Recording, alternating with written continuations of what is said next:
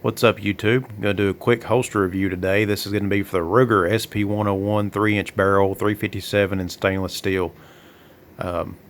Holsters for these guns, as you probably already know, are very few and far between. It's hard to find one to begin with, and on top of that, it's hard to find a good one. We all pretty well know when it comes to guns like this, it's going to be expensive. Number one for ammo, and number two for holsters. And this is no exception, but you do get what you pay for. Now, you've got, or you're thinking about getting a Ruger SP101. Regardless of the barrel length, you're thinking about getting one, or you've already got one. Well, you need a holster, and you're not going to buy one at a big box store. You're not really going to find one online, especially from a lot of your popular holster makers such as Alien Gear or Crossbreed or any of those guys who are very famous for their semi-auto holsters. They don't really focus a lot on the revolver side, especially specialty revolvers, sort of like this one, where the 3-inch barrel. Ruger kind of has their own frame design on the SP101.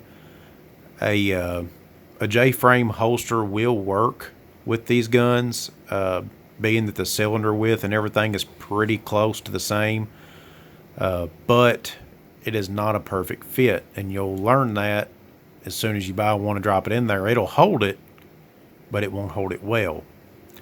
So you're going to have to kind of step up into the custom leather works, things like that, or maybe even have somebody local to you custom build you a holster.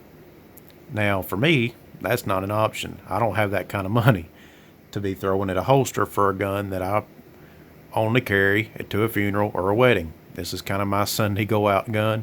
I don't carry it very often. I have a cheaper semi-auto that I carry for my EDC. That way, if I have to use it, I don't really care if it gets taken away. I'll go buy me another one. This one pretty well stays in the safe, but I did want a nice holster for it.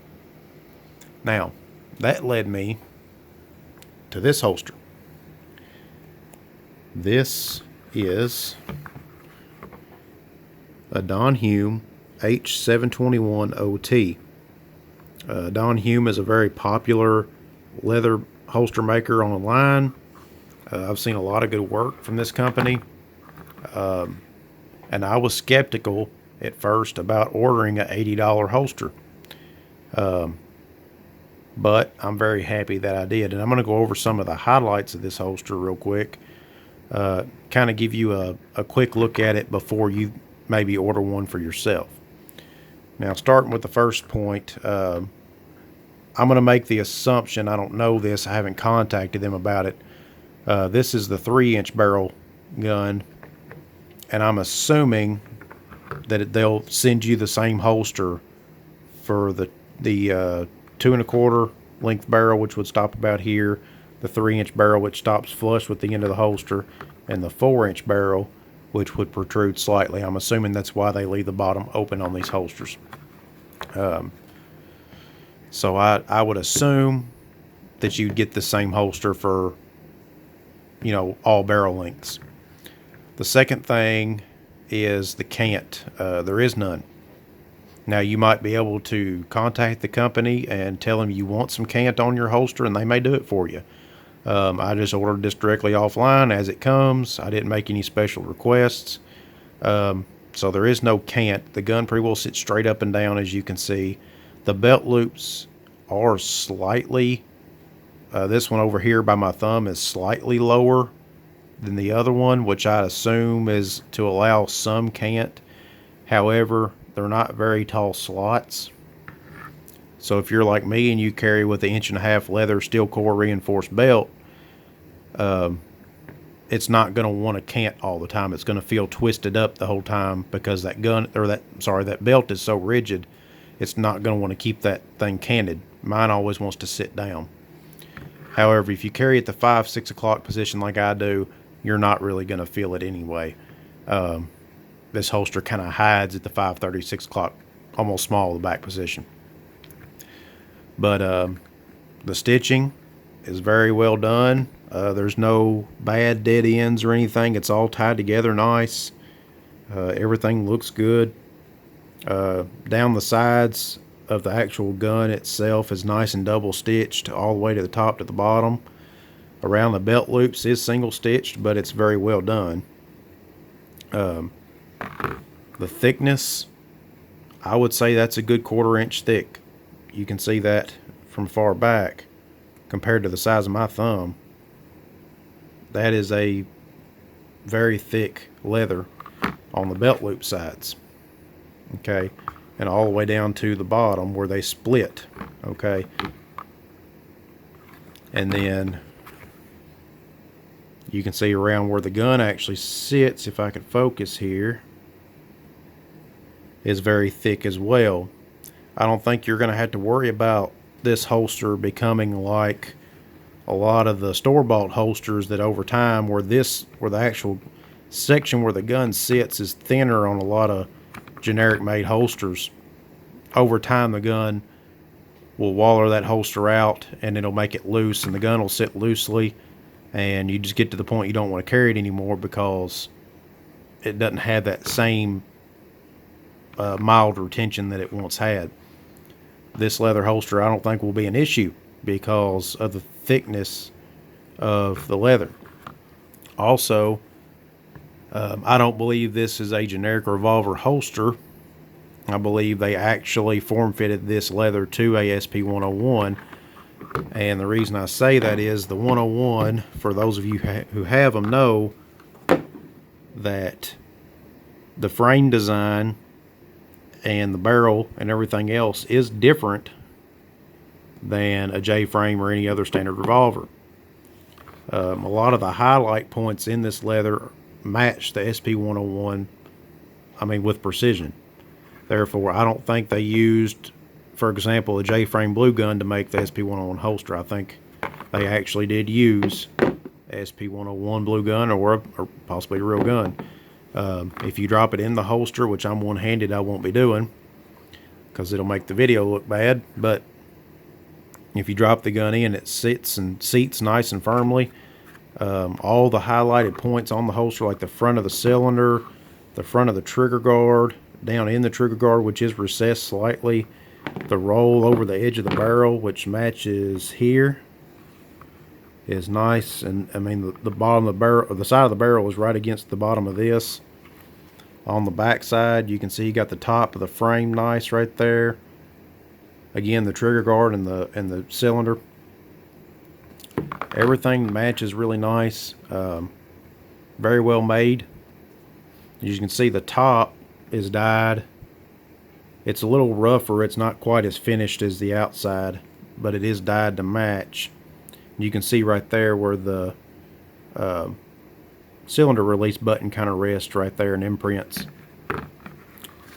When you look down in the holster, it does get a little more raw once you get down towards the bottom. It's not quite as finished, although I don't see that as an issue. I think it's softer on the gun anyway. But that's pretty well the gist of it. Don Hume makes a fine holster in my opinion. Yeah, you may spend $70-80 on this holster, which is about what I spent last year. They may have come up a little bit since then. Lord knows everything's inflating. I don't really know. But I've never been the type to go out and spend a lot of money on a firearm such as this one and buy a cheap holster for it. Even though I don't carry this gun much, it's still nice to have a nice holster for it whenever I do decide to carry it. I don't have to worry about it. I can put it on. It's comfortable. And speaking of comfort, that's another thing I need to address. When you first get this holster, you're going to hate it. Right out of the box, you're going to hate it. It's very thick, like we said before, and it's very rigid. It's very, very stiff, okay? I can't even bend this section where my thumb is. I can't even bend it. I'm pushing on it pretty hard. However, keep in mind, it's just like anything else. Leather pair of boots, a leather ball glove, whatever, It's going to take time to break in. And I would rather have a rigid holster from the start and break it in to the point that it still holds the firearm well, but is comfortable, than buy something that's comfortable at first that will eventually break down to nothing and not even hold the gun right. So you're going to start out a little stiffer than what you're used to with the holster. However, by the time it's broken in, it's going to feel great to wear this gun all the time. Now you can opt for options for weathering the leather and stuff like that. I know they make some kind of oil they use on ball gloves. I don't use it. Then you can put it in the oven and you know, break it in and all that stuff. Even heard people talk about wrapping the gun itself and plastic wrap, making it a little bit thicker than it's actually supposed to be, and stuffing it down in here and working the leather and everything else. I just don't see the point in all that. I mean, especially as well as the gun fits this holster directly from the factory. This is a very, very good option for this firearm, and I highly recommend it.